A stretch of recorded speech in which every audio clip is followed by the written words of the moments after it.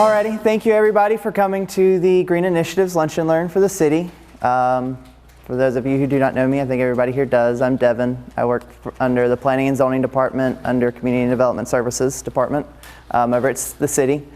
And just to give a little bit of background, the Green Communities is a certification program through the Atlanta Regional Commission that awards different cities for a level of green initiatives that they do through their city. It's a point system.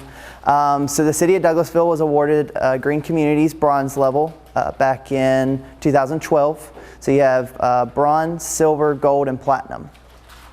We have to renew every 4 years, so we're coming up on our renewal this year. And so sort of as a refresher, I wanted to give the city employees, all of y'all, some information about what it is green-wise that the city does. So the city actually, before we even got certified in 2012, started to look towards green things back in 2009. We had a sweeping resolution in 2009 that implemented several green policies for the city. Three of these, let me go over overview. I want to talk about what things the city's doing here, what things we have in place to make us green, then some other policies that we have in place and some ways that you as city employees can help the city be more green and more energy efficient. And the last thing is sort of looking towards the future, some of the policies that we're looking to put in place, hopefully here in the next week. So back to the 2009 resolution, three of the policies that were put into place were a LEED policy, an Energy Star Energy Craft construction policy, and a Energy Star LEED renovation policy. The LEED policy states that basically any new city buildings that are built over 5,000 square feet will have LEED certification. So the LEED certification goes into many things such as energy efficiency, water use, and they have a ranking system also that certifies us. And actually here at the city we have one LEED certified building since we passed that in 2009, which is our new municipal safety and courthouses over on Fairburn Road. It's actually a silver certified building. So we're very lucky to have that building and sort of an example of us moving forward into more green buildings. So then, you go with the 5,000 square feet. So say you have another project that may be a little smaller, that the city, of a building that the city owns and actually operates out of.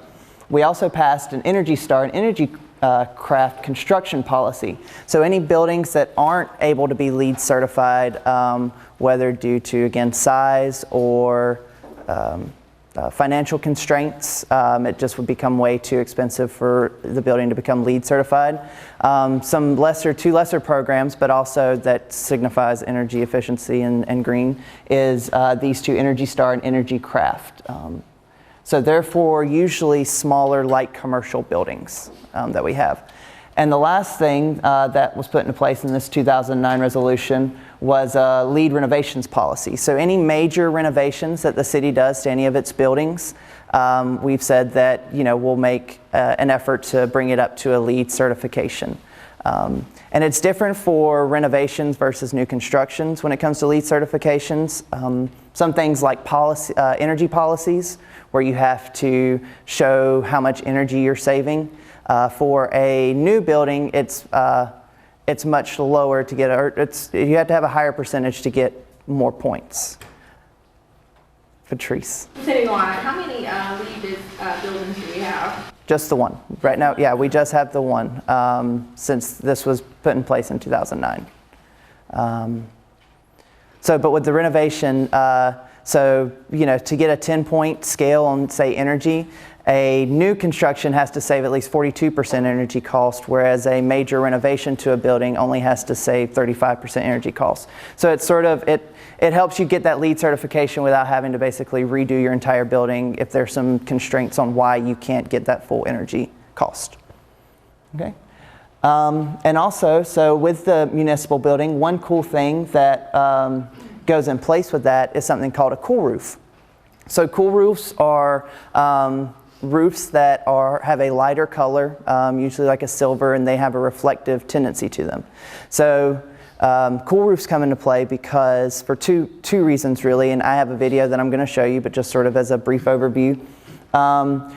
So with a darker color roof, say asphalt or something like that, the darkness and the black of the roof tends to absorb the energy that comes in from the sun. It causes the roof to heat up and also to cause the building to heat up more, which causes you to run more AC in the building. And it also helps the environment because it tends to stop urban heating. So whenever buildings get hot, the roofs of them, and it'll show you in the video, they have thermal imaging where it shows these buildings getting really hot, setting off more heat into the environment because they actually trap that sunlight. So, show y'all this quick video, and this video is from the Department of Energy, who does a lot with showing people. This is the actual website, the energy.gov website. It wouldn't let me blow it up there, so I'm going to come here to YouTube.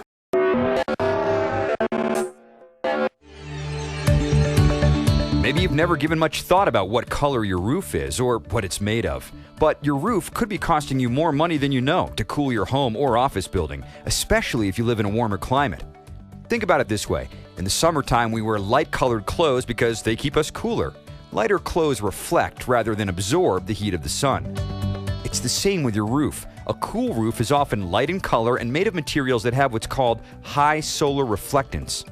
That means it's able to reflect a lot of the sun's light that a conventional roof would absorb, heating up the building. You see, when the weather is warm, a conventional roof is the hottest place on the building. It can be well over 50 degrees hotter than the temperature outside. So if you don't have air conditioning, a lot of that discomfort you feel may be coming from the roof. If a building with a standard darker roof is air conditioned, the cost for comfort is much higher in order to counteract all that heat pouring in from above. Insulation slows the transfer of heat inside but doesn't eliminate it.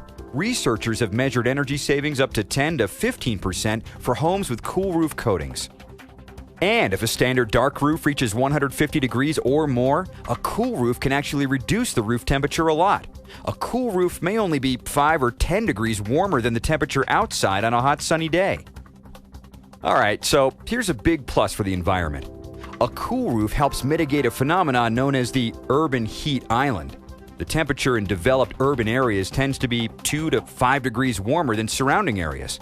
That's because ground covered by pavement and dark buildings absorbs more heat, so the heat stays in the atmosphere longer. A variation of the cool roof is the green roof, sometimes called a living roof. That's because flowers and plants and even a vegetable garden grow in a special soil system right on top of the building. Cool roofs aren't super high tech, and that's part of their appeal. They're a relatively simple and effective way to improve our environment and lower energy costs.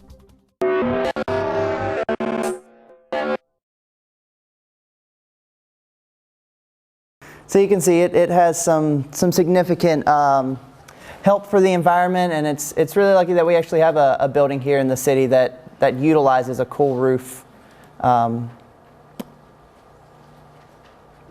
to cool the building. And y'all saw the variation of a green roof. That's something that the city actually hasn't been able to implement yet. We haven't had any more buildings, so that's something that looking forward to the future that we may be able to implement as a green roof, which is really cool. And I think the City of Atlanta, their city hall actually, they have a patio out on their building, the big tall city hall building, where they've turned it into a green roof and made it like a little nice park sitting area for the employees to go out on and everything. So it's actually really cool. I saw pictures of it recently. Okay, one other thing I want to talk about for building is what's called Greenfield Buildings. And these buildings are buildings that were built and used for use, but due to economic reasons, the business got bigger, or they just went out of business. For some reason, the building got left. The business moved out, and this building was left. And the actual term Greenfield comes from the big, large parking lots that a lot of these buildings would leave behind. So you think Walmart or something, whenever Walmart moved up to superstores, they left this big empty parking lot. So that's where the term Greenfield comes from.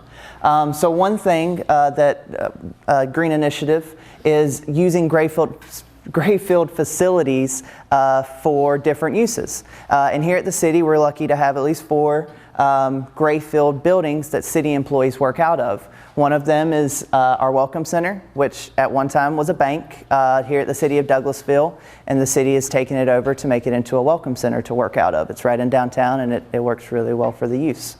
Another one is the old City Hall out on East Courthouse Square, which was once old City Hall. Then it was transformed to the Detectives Building for a little while, so we were able to reuse it again. And now it actually is used by our Parks and Recreation for some of their storage and stuff. We also have the old Conference Center building right across the street here. Whenever this was built, we moved over here for the Conference Center, and we still own the building, but a church operates out of it. So the building, we just didn't leave the building for not a use. We still rent it out, and a church utilizes it most of the time. And the last one is our City Hall, which I'm sure most of you know and Rachel sees all the time. We used to be a movie theater here at the city before it was transformed into the City Hall for the city. So these sort of reuses by the city helps, especially in our downtown area where we have a lot of people come and everything. It sort of leaves these buildings useful, so we don't have blight buildings sitting around in our downtown area type thing. All right. Did you have the police building in the corner? What's down there too? The police precinct, yeah, that's also one. It's still used as a police department building. I did not get a picture of it, but that's also a good one. It was used as a police precinct for a long time, and now it's used more as an admin for the police department. And also our maintenance and sanitation building was actually the water department. Those were water tanks where we farmed. Oh, okay. I did not know that one. I'll have to take a picture of that one to include. Yeah, so you can see a lot of the city buildings that we use are actually a separate use before they became what they are now. And I'm sure that'll be something that'll continue on if we ever move or somebody ever moves. Then I'm sure we'll find uses for these buildings. And just outside of the city too, one of the really cool ones we have here in downtown that the city doesn't work out of, but we just took a tour of it, is actually Station Lofts right here on Broad Street, which used to be a car dealership and then was also a auto repair shop, and now it's used for a business space for businesses. So that's a really cool use of a gray field. Next, I just want to talk a little bit about parks. One thing that's really important for being a green type community is having enough green space in the community for people to utilize, which we're really lucky to have our parks both here in this city and also in the county. And these things are good for things like health. People tend to, whenever they go to parks, they tend to be more happier, more energetic. You get to walk around and play sports and stuff at parks. That also helps with your health. So having these green spaces available for the community to use and also for city employees to use can be a big improvement. It also helps with the environmental point of having trees. Everybody likes to have trees. It helps with our environment, the oxygen levels and everything else. And here at the city and county combined, we have about 3,456 acres of dedicated green space, which can include all of our parks and areas like that. It's not really just designated like spaces around that are green in the county, but these are actually spaces that are used for green space uses. Another cool thing at the parks is at Hunter Park, they've actually created the system of reusing the rainwater. So they store the rainwater mostly in the pond there, and they actually use it to irrigate all the fields and everything else down at Hunter Park. So that's really good because you're not wasting gallons of water that could be used for potable water, drinking water, stuff like that. You're using the natural rainwater to re-water the grass like it naturally would. So that's something really cool that Hunter Park has done. And I just want to throw this in here, some other things that people are doing that not here at the City of Douglasville, but our neighbors, Douglas County and WSA, because we are one big green community, so they have some initiatives that we tie in with them. One of them is that Douglas County has swapped all of their traffic lights to LED lights. So all the traffic lights within the city are LED lights, which of course helps on energy cost. And actually right now they're putting all of the traffic lights on their own meters. So it's an easier way to track just how much energy costs they're saving. So they can go out, read the meters and have a quantitative measurement of how much they're saving with these LED lights. The Water and Sewer Authority became a Water First city back in 2008, and Water First communities basically means that you have plans and things put in place that help with stormwater usage. It's basically a plan that makes water usage more efficient, and it's through the Department of Community Affairs. Okay, so we talk about some ways that we as employees here at the City of Douglasville, Team Douglasville, can sort of help be more green here also. One thing is energy. We actually I had a lady from Georgia Power come down and do an energy audit here at the city, and she looked at some of the buildings in downtown here, mostly the buildings that we work in, City Hall, the Welcome Center, the Conference Center here, Old Conference Center, Police Precinct. And she gave us some notes on some things that we can do to help lower our energy costs and our energy footprints and everything. One thing that was passed in the 2009 resolution along with the buildings was also a lights out, power down policy here at the city. So basically any non-emergency lighting within the city is turned off at the end of the day. So all of our buildings, the lights are turned off. And also at the end of the day, we encourage people to actually shut down their computers, their electronic equipment. Because even though they may not be running, you're not actually using them, they're still pulling some energy whenever they're having to run the processor or anything. So we try to encourage, if you have the availability, to really try and shut down your computer at the end of the day so that it doesn't use that energy all night. Some other helpful things that you can do here at the city on your own. If you have a desk lamp, your own personal desk lamp, switching that bulb out to LED is one thing you can do to help save energy. Again, turning off all lights when possible, not just at the end of the day, but if you're not in your office for an extended period of time, say you're at a meeting or something else, or if you go to the break room and you leave the break room, nobody's in there, turning off the lights in there. Just some different ways to start getting in a habit of not using as much energy. Another thing is asking IT, and I cleared through IT to make sure. To ask IT, most of our computers here are all energy efficient computers. They have Energy Star ratings, and they have the availability to go into a power saving mode. So at points when you're not actually using your computer, you're away or something else, it'll put itself into sleep mode and use less energy. So I've asked IT if you would like to utilize that. You can contact them and they can help you set up so you can do a power management on your computer. And one other thing is unplugging all regular electronic devices when you're not using them.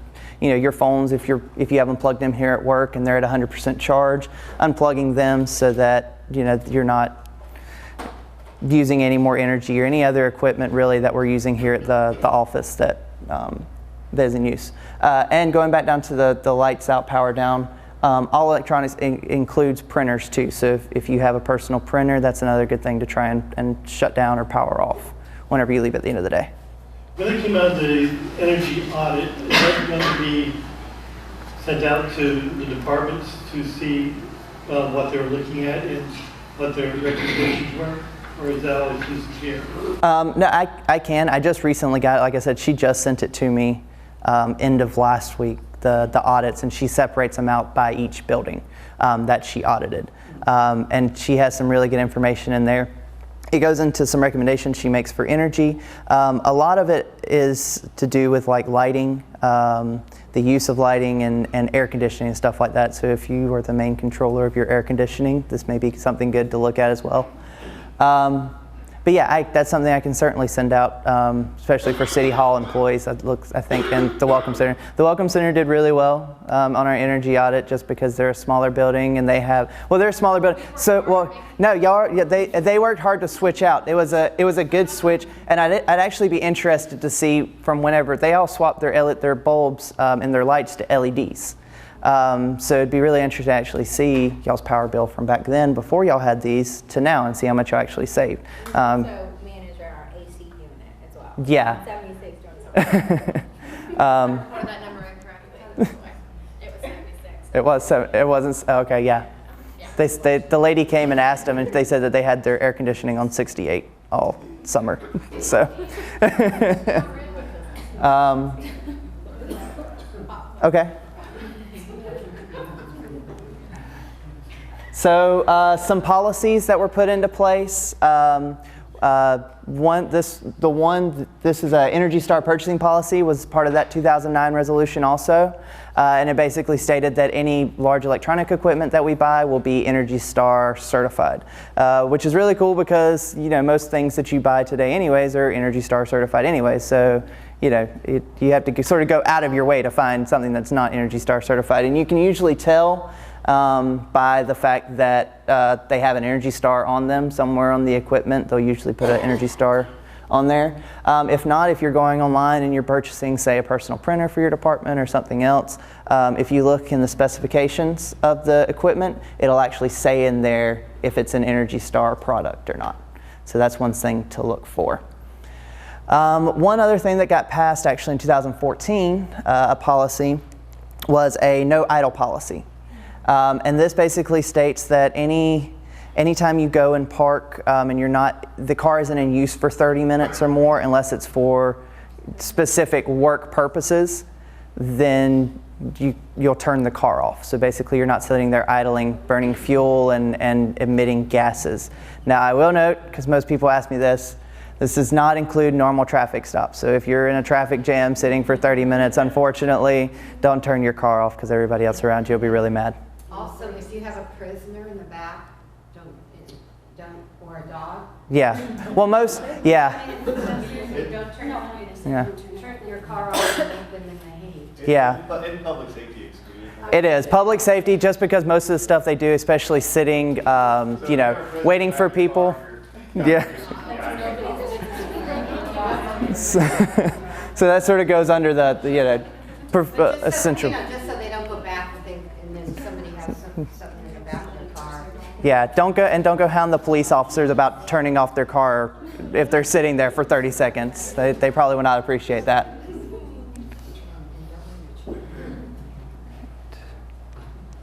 One other thing that we do here at the city, and Miss Chan Weeks is our resident recycle person. I told her she could get up and give y'all the evil finger if she wanted to about recycling.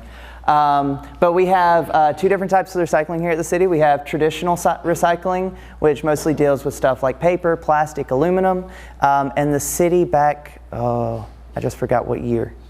It wasn't too long ago, but we were given the money, the maintenance sanitation department was given money to actually buy these big blue bins for all the city buildings. And these are a multi-recyclable bins, so you can throw all these aluminums, plastic, and paper into these bins. We also have for aluminum, like cans. I know at City Hall we have an actual can crusher in our downstairs break room that you can utilize also for your aluminum cans. But you can also put them in these. Another thing we do is non-traditional recycling. So these are things like copy toner, inkjet cartridges, batteries, and other electronics here at the city. So I brought these two boxes. These two boxes sit in the hallway in City Hall where Michelle and James's office is, that sort of area. And these are for any kind of batteries, whether you have them at home that you'd like to bring in, or if you have some batteries at the office that are rechargeable type batteries, you can place them inside here. And then we also have it for any ink cartridges. So for your personal printers, you can put the ink cartridges inside of here. So, so these can be utilized for that type of use. And I'm not sure how many we have exactly around city departments to utilize, but these are definitely in City Hall if you want to bring them over and say hi. Okay, so the last thing I want to sort of talk about is looking towards the future. So some things that the city is doing to sort of upgrade us to a higher status. Two of these things are policies that are going to be on the City Council's agenda for this week, so they'll be looking at it to vote on it. One of these is a no net loss of tree policy, and this basically says that the city will try to ensure any way possible, if we do any kind of construction or anything else, that we'll protect the trees that are on the property. This is sort of a way to protect They're called specimen trees, and they're usually larger trees or things that you want to keep in the area. And then also, if they do ever have to be destroyed, that they'll be replaced in turn with more trees. And this sort of helps keep with our green communities, our green spaces, and not killing trees. Another thing that will be go in front of City Council, and this is a mouthful, but it covers two things, is the environmentally preferable and recycled paper purchasing policy.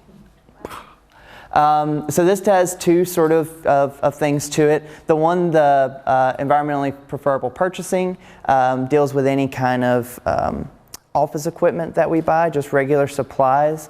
It's sort of a commitment that we will buy eco-conscious supplies from dealerships, and I'll show you in just a minute. It's really simple to find these type of supplies. It's not like you have to go digging for some random website. And then another thing is that any paper, oh, I spelled buy wrong. Ignore that, sorry. Buy any paper that contains at least 30% recycling in it. So these are, all our normal papers that we use. And I had a conversation with somebody that we use a lot of paper at the city. We really do. I know a lot of people like to keep hard copies of all their files. And we have these recycling bins and stuff in place where a lot of people recycle, but we're not really utilizing that paper that we're recycling. We're not going back out and buying recycled paper. So I just want to show y'all real quick. I know the city has a purchasing agreement, I guess, with Staples Advantage. And how many of y'all use Staples Advantage? So one thing that's really cool on there, so this is the main website for Business Advantage. So you just go on here, say you want to search, I looked it up earlier just to try, staplers. So this is something that you wouldn't think really eco-friendly about, but it's a normal supply that most people usually buy. So you come here, you see all your regular staplers and everything, but right here at the top, you can see it says eco-conscious right here. So if you click this little box right here, it'll pop up and show you all sorts of different eco-friendly staplers, and this can be anything from the amount of recycled material that they're made out of, or the toxicity of the material that they're made out of. They have less toxins in that material. It can also do with life expectancy, so if they have a really long life expectancy, so you're not having to buy multiple staplers and stuff, that can be another factor that goes into it. So you can click on here, and it'll actually show you. Wait for it to come up. In the product details right here, see this one is actually 43% total recycled content. So it's made up of 43% recycled content. And I mean, it can be, you can search multiple things. Post-its, sticky notes. So, I mean, even sticky notes, they have 144 eco-conscious items available. And they range in on a lot of things. These right here, these Post-its, just because you can't actually recycle Post-its, I don't know if y'all know that, because of the sticky material on the back, they're not supposed to be recycled. It's harder to recycle them. But these are actually SFI certified, and I had to look this up, what SFI was. But it's basically a certification for forestry, and it says that the Post-it company here has a tracking where they've actually followed what their Post-its are made out of. So they come from forests that are actually managed, not forests that are just people go in and tear down trees and ship it off for paper using. These are forests that are actually managed to, based on the eco-environment of the animals at the time there, or something else, they're managing these forests. So that's another thing that could go into this. Alrighty, well, that's all I have. If any of y'all have any questions that y'all would like to ask for the green initiatives, I'd be happy to try and answer. If not, I can certainly get back to you with an answer. So, any questions? Alrighty. Well, thank y'all for coming.